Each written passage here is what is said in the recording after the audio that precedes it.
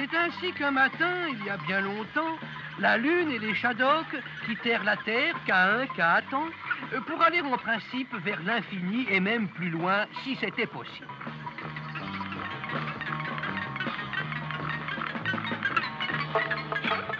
Ils quittaient sans aucun regret une terre qui était loin de leur avoir procuré d'intenses satisfactions, et la Terre les vit partir de la même façon.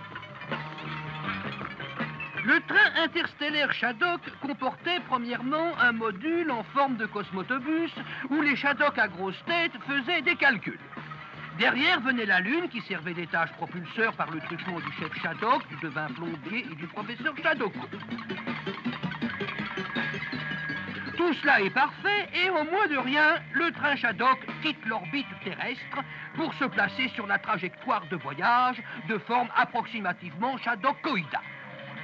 À ce moment-là, comme vous le savez, il est d'usage en astronautique de se débarrasser de l'étage propulseur qui pratiquement ne sert plus à rien. Les Shadocks à grosse tête sont parfaitement au courant de tout ça et se préparent à continuer la route tout seuls. L'étage propulseur, évidemment, rechigne, proteste, s'insurge.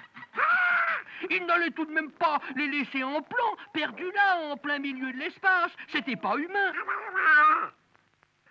Ah, mais si, ils allaient les laisser. La technique, hein, c'est la technique.